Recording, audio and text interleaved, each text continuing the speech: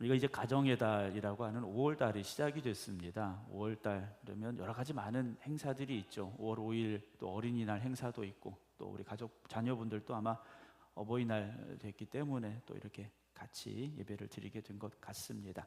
우리가 집, 가정 그러면 누군가에게는 기쁨이 있고 감사의 자리이겠지만, 또 어떤 분에게는 좀 마음이 아픈 또는 기도가 있는 그런 가정일 수도 있습니다. 겉으로는 평안해 보이지만 말 못할 그런 고민이 있기도 하기 때문이죠. 자녀들 걱정에 잠 못 이루는 부모님도 계시고요. 또 부모님을 생각하면 죄송한 마음이 앞서는 자녀들도 있습니다. 부부가 한 집에 살지만 마음의 거리는 너무나도 멀리 떨어져 있는 경우도 있게 되고요. 특별히 오늘 또 교회학교 어린이들 함께 예배를 드리고 있는데 그런 걱정이죠. 이 시대가 이렇게 급박하게 변하고 있는데, 급격스럽게 변하고 있는데 이 아이들이 앞으로 어떻게 살아갈 것인가에 대한 고민도 있고요. 우리 집 형편이 나아질까, 또는 부부간의 관계가 좋아질까, 우리가 다시 웃을 날이 있을까라는 그런 생각도 들게 됩니다. 지난 주간에 안타까운 뉴스 하나를 접했습니다. 집이 경매로 이제 넘어간 집이었습니다. 그런데 그 집을 비워주는 마지막 날 그 집에 화재가 일어나게 됐고, 남편분은 유서를 품에 안고 추락사했고, 또 아내는 집에서 숨진 채로 발견이 되기도 했습니다. 주변에 이렇게 가슴 아픈 가정들 참 많이 있죠. 슬픈 일이 있는 가정들도 참 많이 있습니다. 그런 문제들 가운데 오늘 우리가 함께 나누고자 하는 이 말씀은요, 구원의 문제를 함께 나누고자 합니다. 목사님, 지금 당장 급한 게 관계의 문제이고, 지금 당장 급한 게 경제적인 문제이고, 여러 가지 그런 시급한 문제들이 많은데 구원이라는, 어찌 보면 너무나도 당연한 이야기를 왜 또 할까 말씀하시는 분들도 있을지 모릅니다. 분명한 것은 구원의 역사가 있어야 가정도 변화되고, 자녀도 변화되고, 부부도 변화될 수 있습니다. 오늘 사도행전 16장의 배경은 사도 바울이 복음을 전하러 지금의 터키 지역에서 복음을 열심히 전했습니다. 바울은 그 터키에 목숨을 건 선교사라고 보시면 돼요. 그런데 오늘 갑자기 하나님의 사자가 이 바울을, 너 여기서 그만해라, 네가 저 바다를 건너서 유럽 땅으로 건너가라 라는 계시를 주시게 되죠. 그래서 바울이 배를 타고 터키를 출발해서 지금의 그리스 북쪽에 도착을 하게 됩니다. 그리스 북쪽에 도착해서 복음을 전하러 가게 된 곳이 바로 이 빌립보라는 곳이었습니다. 그곳에 가서 복음을 열심히 전하는데 점치는, 귀신 들려서 점치는 여종 하나를 보게 돼요. 이 귀신 들려서 점치는 여종이 좀 세상말로 말해서 용했던 것 같습니다. 이 귀신 들린 여종을 통해서 수익을 얻고 있는, 말하자면 주식회사 같은 곳이 있었던 거예요. 주인이 여럿인 그런 사람들이 있었는데 바울이 이 귀신을 쫓아내 버렸지 않습니까? 그랬더니 용했던 이 귀신 들린 점치는 여종이 능력이 싹 사라져 버린 거예요. 그래서 바울이 어떻게 됩니까? 고소를 당하게 되고 매를 맞고 감옥에 갇히게 됐죠. 그런데 바울이 그 감옥에 갇혀서 뭘 했느냐? 기도하고 찬송을 했습니다. 그랬더니 이 감옥터가 흔들렸어요. 빌립보라는 지역이 안반 지역인데 그 안반 지역이 막 흔들리면서 감옥의 문도 열리고 손과 발을 채웠던 착고가 다 풀려지게 되죠. 그런 상황에서 간수가 등장을 한 겁니다. 죄수들이 다 도망갔으리라 생각을 했죠. 그런데 바울과 실라가 그곳에서 어떻게 합니까? 우리 여기 있다 그러죠. 네 몸을 상하게 하지 말라 그래요. 간수는요, 죄수들이 도망치면 어쩔 수 없이 자기도 죽어야 되는 상황인 겁니다. 그런데 그 상황에서 간수가 선택했던 것은 그럴 바에는 내가 스스로 목숨을 끊자였는데 바울이 도망가지 않았던 거죠. 그 뒤에 이어진 말씀이 바로 오늘 본문의 말씀입니다. 30절, 그들을 데리고 나가 이르되 선생들이여 내가 어떻게 하여야 구원을 받으리까 그래요. 간수가 던진 첫 번째 질문은요, 내가 어떻게 해야 구원을 받을 수 있겠습니까? 우리 같으면 가장 먼저 뭘 묻겠습니까? 왜 도망 안 갔습니까? 아니, 당신들 얼마든지 갈 수 있는데 왜 도망가지 않았습니까? 라고 물어야 되는데, 이 간수는 내가 어떻게 하여야 구원을 받을 수 있습니까? 그래요. 이 사람은 조금 전까지 스스로 목숨을 끊으려 했던 사람입니다. 스스로 목숨을 끊으려 했던 사람이 갑작스럽게 내가 어떻게 해야 구원을 받을 수 있습니까? 라고 물은 거예요. 아니, 왜 도망가지 않았습니까? 어떻게 해야 이 상황을 우리가 해결할 수 있을까요? 이 상황을 어떻게 정리해야 될까요? 이런 질문이 아니었다라는 거죠. 오늘 여러분들의 질문은 무엇입니까? 여러분들이 던지고 있는 가장 중요한 질문은 무엇입니까? 사랑하는 성도 여러분, 우리의 가정에 문제가 있을 수 있고, 부모에게 문제가 있을 수 있고, 자녀들에게 문제가 있을 수 있어요. 부부간에 문제가 있을 수 있습니다. 경제적인 위기도 찾아오죠. 건강에 문제도 생깁니다. 그때 그 위기를 만난 순간 내가 가장 중요하게 생각했던 것들이 드러날 수밖에 없죠. 어떤 가정은 위기를 만났을 때 서로를 향한 원망의 목소리가 커지고요, 서로를 향하여 책임을 돌려버리고요, 어떤 가정은요 침묵 속에 숨어버릴 수밖에 없습니다.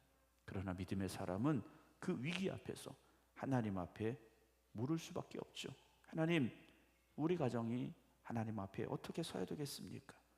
우리 가정이 이 구원의 은혜를 어떻게 지켜가야 되겠습니까? 라는 질문이 나올 수밖에 없습니다. 사랑하는 성도 여러분, 오늘 예배드린 이 아이들이 어떻게 잘 클까요? 그것도 중요하죠. 그러나 더 큰 질문은 이 아이들이 하나님 앞에 어떻게 잘 서야 될까요? 그 질문을 우리는 해야 됩니다. 우리의 가정이 어떻게 하면 더 편안한 삶을 살 수 있을까요? 어떻게 하면 더 성공할 수 있을까요? 라는 질문도 필요하겠죠. 그러나 더 중요한 질문은 우리의 가정이 어떻게 복음 안에 바로 서겠습니까? 라는 질문이 되어져야 됩니다.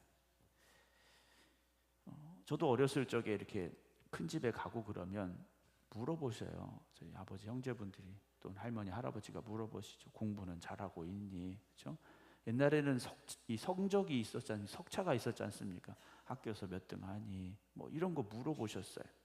요즘 젊은이들이 명절이 되면 집에 가만히 있잖아요. 어디 안 가잖아요. 물어보는 게 그렇지 않습니까? 어디 직장 다니니? 연봉이 얼마니? 결혼을 언제 하니? 뭐 이런 걸 물어보니까 안 가는 거예요. 혹시나 여러분들의 손자 손녀들이 오거들랑 그런 거 물어보지 마십시오. 네. 그럼 물어보면 오늘은 왔는데 다음에 안 와요. 네. 그러니까 여러분 그런 거 물어보지 마세요. 뭐 아이들이 1등을 물어오는 제비입니까? 네. 지난 주간에 이제 임승구 장로님 집에 잠깐 갔다 왔는데 제비가 막 날아다니더라고요. 집 지으려고. 아이들이 뭐 성공을 물어오는 제비입니까? 그렇지 않잖아요.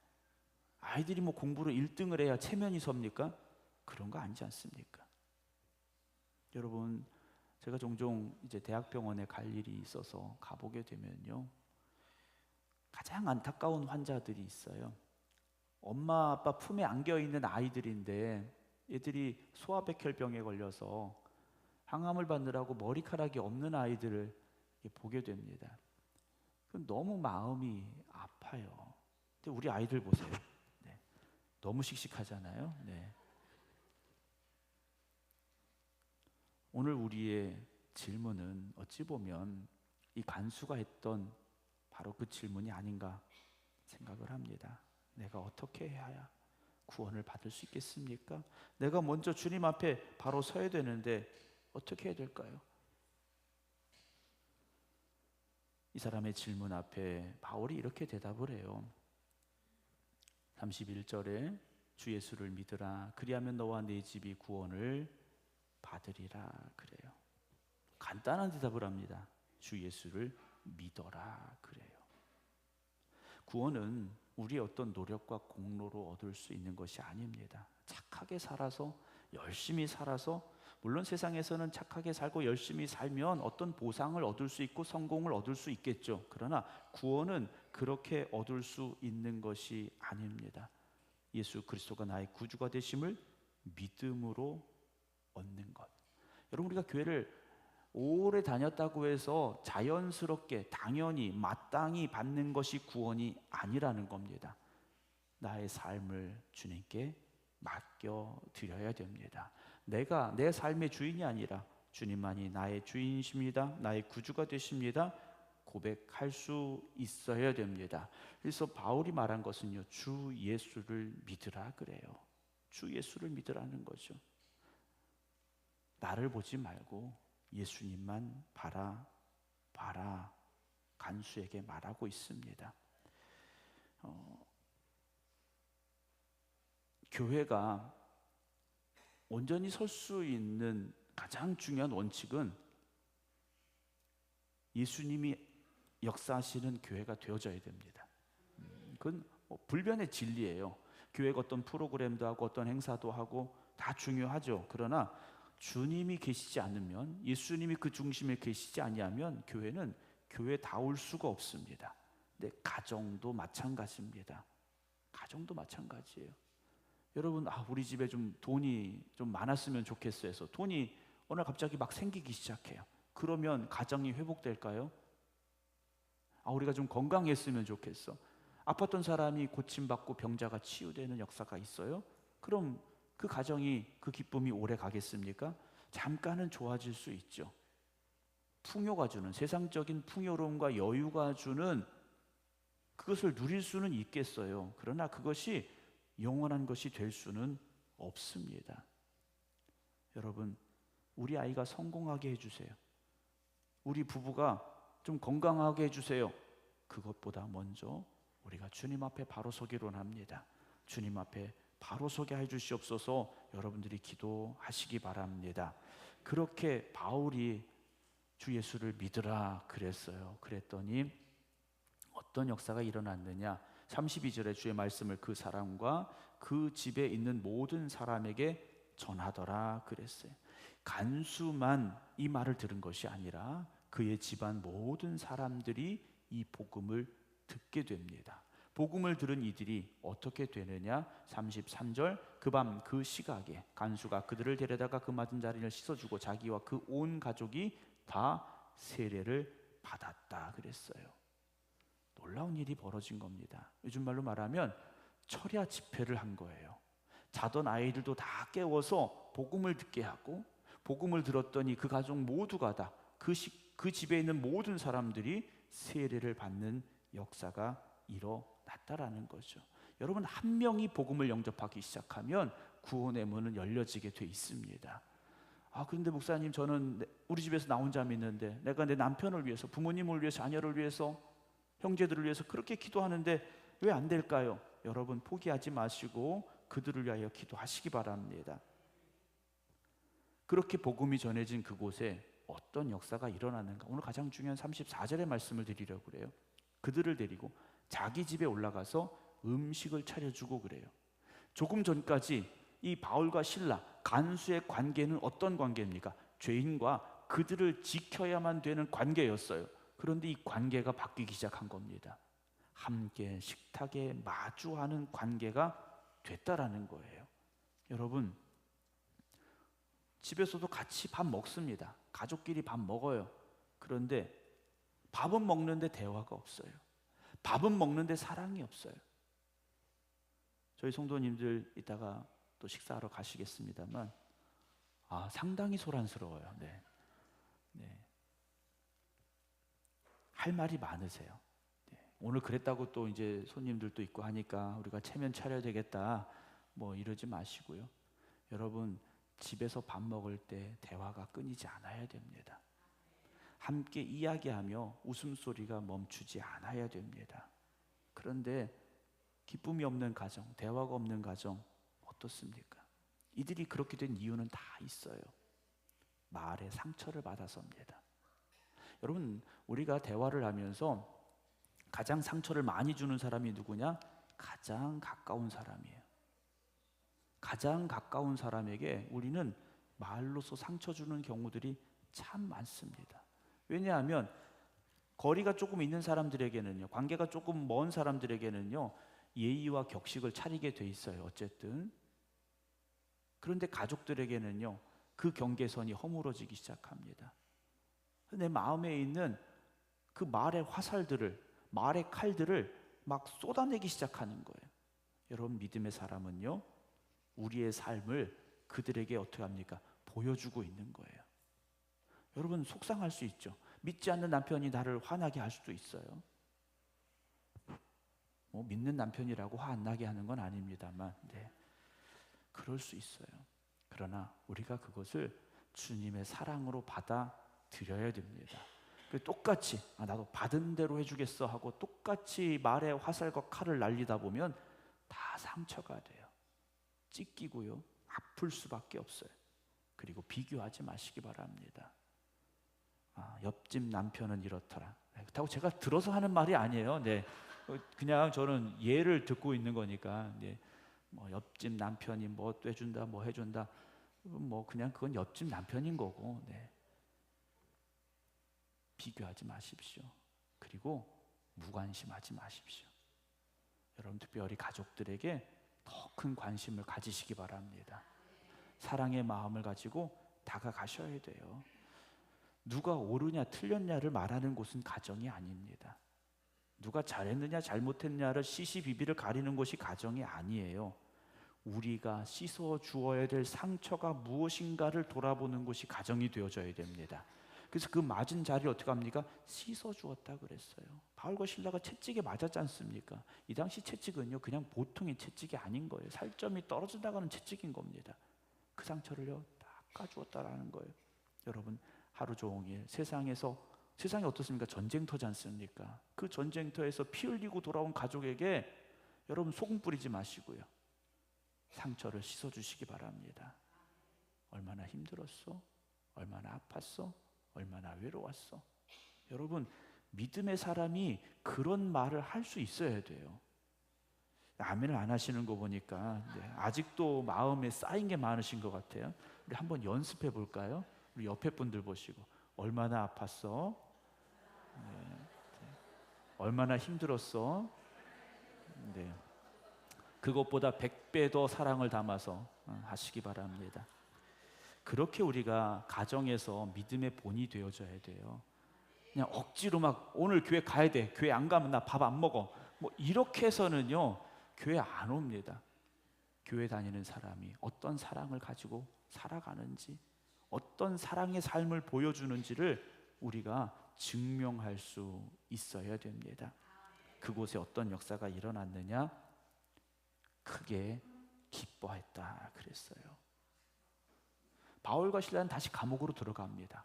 근데 그 집에 남은 건 뭡니까? 기쁨이 남아 있었어요. 여러분, 교회도 기쁨이 있어야 되고 가정에도 기쁨이 있어야 됩니다. 그들이 식탁에 함께 하였고 기쁨이 회복되는 밤이 되어졌습니다. 사랑하는 성도 여러분, 요즘 여러분들의 마음은 어떻습니까? 또 여러분들의 가정은 어떻습니까? 우리 가정 너무 좋아요, 저 요즘 너무 행복해요, 그런 분도 계시겠지만, 제가 이렇게 묻는다면 아무 말 못하실 분들도 계실지 모릅니다. 여전히 우리는 문제 속에 살아갑니다. 그러나 하나님을 믿는 우리에게, 그 구원의 기쁨이 있는 우리에게 갈등이 해결되고 문제가 해결되어지고 아픔이 치유되는 은혜가 있기를 주님의 이름으로 축원합니다. 하나님을 믿는 기쁨이 있어야 됩니다. 여러분, 가정에 가셔서요, 막 웃으셔야 돼요. 네. 예배 드리고 집에 갔는데 청소도 안 해놨느니 이렇게 말씀하시면 안 돼요. 네. 아유, 내가 올 줄 알고 청소도 안 했구나, 이러고 가서 청소하시면 되잖아요. 네. 여러분들이 기쁨으로 가정으로 가셔야죠. 구원의 기쁨이 있으셔야 됩니다. 네. 기쁠까 말까 고민하시는 분들, 기쁨을 회복하시기 바랍니다. 오늘 가정의 달을 시작하고 있는 5월 첫 주일입니다. 우리가 5월 한 달 여러분들의 가족을 위해서 특별히 기도하시고 가정의 회복을 위해서 기도하시기 바랍니다. 여러분들이 믿음으로 구원받은 이들이라면 그 사명을 감당해야 됩니다. 왜 우리 집에서 나를 먼저 예수 믿게 하셨을까? 여러분들이 그런 사명을 감당할 수 있기 때문에 예수 믿게 하신 거예요. 그런 일을 하라고 먼저 구원받게 하신 겁니다. 오늘도 여러분들을 통해서 구원의 기쁨이 여러분들의 가정에 선포되어지고, 그리고 여러분들의 헌신과 사랑을 통하여 가정이 회복되고 치유되는 은혜가 있기를 주님의 이름으로 축원합니다. 저희 성도님들에도 부부가 함께 나오시는 성도님들도 많고 가족이 함께 나오시는 분들도 많아요. 그러나 혼자 나오시는 분들도 계시지 않습니까? 우리가 특별히 그들을 위해서 기도하고, 또 가정에 문제가 있고 아픔 있는 이들을 위해서도 기도해 주시기를 부탁을 드립니다. 교회라는 곳은요, 공동체지 않습니까? 공동체예요. 우리 몸에 어디 한 곳인가 아프면 온몸이 다 괴롭습니다. 여러분, 우리 성도들에게 아픔이 있고 고민이 있다면 그들을 위해서 기도하시고, 그들의 가정이 회복되기를, 또 치유되기를 또 함께 관심을 가져주시고 기도해 주시기를 부탁을 드립니다. 그래서 우리 생각합리교회가 항상 기쁨이 있고 은혜가 있고 구원의 역사가 날마다 더하여지는 아름다운 주님의 몸된 교회 되기를 주님의 이름으로 축원합니다. 기도하겠습니다.